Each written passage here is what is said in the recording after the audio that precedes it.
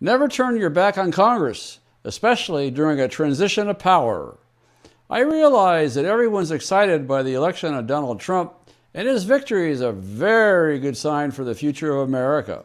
But Mr. Trump will need a lot of help from American patriots such as yourselves and others at the grassroots level in order to get Congress to cooperate. Just listen to the news today. 3 members of the House GOP leadership have submitted an amendment to the House rules to revive congressional earmarks. What is an earmark? Well, it's been a long time since we've heard the term, so let's go into that. An earmark is a project added to a congressional spending bill, such as an amendment that directs your tax dollars to be spent on a specific project. Earmarks are almost always a vote-buying scheme. Earmarks are fraud. They're embezzlement, cheating. They're felonious thievery on the part of elected officials. There's nothing good about earmarks. That's why we did away with them. Earmarks are used solely as hush money, bribe money, and to stuff under the mattresses of elected officials. Members of Congress used to go home and brag to their constituents about all the federal taxpayer money they diverted to their district. While that may have been great in your individual district, everyone in Congress was going nuts with earmarks. Some politicians just can't resist the temptation to spend your money to get them reelected. We have to nip this earmark problem in the bud, and we have to do it quickly. The House GOP will vote on this amendment this week, and because it is a House rule change being voted on for the next Congress, Donald Trump won't be able to veto it. We have to have the people stop it by demanding that the rank-and-file Republicans vote against this amendment. I'll tell you how to do that in just a minute. It's time for another blistering report from the front lines of the cultural war for a constitutional America. And now, here's your host, Charles Benninghoff. Here's a little more background information on earmarks. Part of the reason why the Tea Party movement sprang into existence during the Bush administration was because of earmarks and pork barrel spending. The pork barrel spending is caused by the earmarks.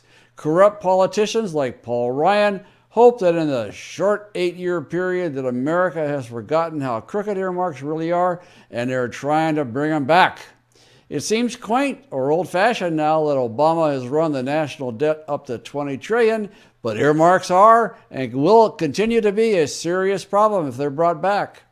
Representatives and senators were out of control. They were naming bridges and post offices and other infrastructure projects after themselves, or their mother, or their father, or their kids. But they were naming them after somebody that related to them, and they were pocketing money right and left. And always, those earmarks were vote-buying schemes.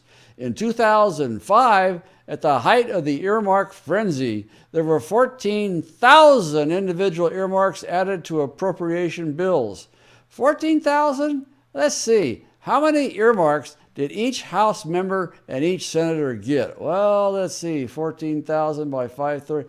That's 35 pork barrel spending projects for every one of them. 35. That's your taxpayer money going down a drain. Everyone in Congress said they hated earmarks, just not their own earmarks. Congressman Duke Cunningham, a Republican from California. Everybody thought he was conservative. Well, he stole with the best of the libtards. He went to prison on bribery charges. He was selling earmarks to lobbyists. It was difficult to even get a handle on the problem because earmarks would be slipped into, say, a 5,000-page defense bill, even if the earmarked item had nothing whatsoever to do with defense. And because no one reads these bills before passing them, Congress is running away with the Treasury. For example, in 2008, your tax dollars paid for a hippie museum in Woodstock, New York. Thanks to guess who? Crooked Hillary. Hippie yourself, huh? The original hippie, probably. Hundreds of billions of taxpayer dollars were thrown away on these types of vote-buying schemes.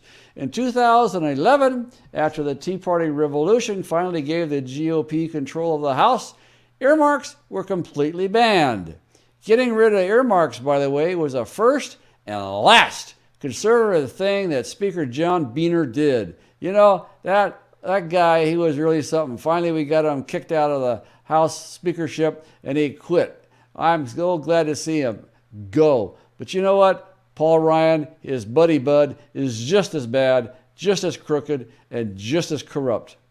Well, here we are 5 years later, and 3 members of Speaker Paul Ryan's House leadership want to revive earmarks.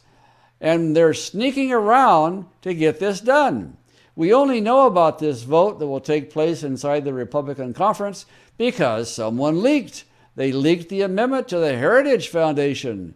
By the way, the 3 representatives who proposed the amendment are John Culbertson of Texas, Mike Rogers of Alabama, and Tom Rooney of Florida. They're hiding from reporters and refusing to answer questions about their earmark amendment. I have posted their office numbers on our action page, and if you want to get directly in touch with them, there is where you should go. As well, we've also posted their phone numbers to their field offices. Call these little boogers. Call them nonstop till I come back in a few days and tell you that you can quit. They need to be called. Their offices need to be talked to. And you know what? You might even call around for their local newspapers. But more importantly, we have to let the rank and file Republicans know that we, the people, don't want this earmark porcola to pass. We didn't keep the flame of liberty alive all these years while they were surrendering to Obama's agenda just to watch a Republican Congress bring back earmarks. We demand fiscal responsibility, and you can speak out and demand a no vote on this issue on our action page today. Stay tuned because Bob Mallory will have instructions describing how to get to our action page on the next screen. We need you to speak out to both the House and Senate on this issue because if earmarks are revived in the House, the Senate will want to get in on the vote buying as well, and the porcola will roll on. So go to our action page and start sending personalized letters to Congress to oppose the amendment to bring back earmarks. Do it soon, because this will be voted on this week. This is Charles Benninghoff signing off and wishing you freedom, fulfillment, and God's many, many blessings. Tell Congress to keep the ban on congressional earmarks in place. No earmarks, period. If you're on our action page on our website, use the form next to the video screen to select a program and contact the House and Senate today. If you're watching this on YouTube or Facebook, click the icon appearing now to find a link to our action page or check the video's description to find the link. Speak out today.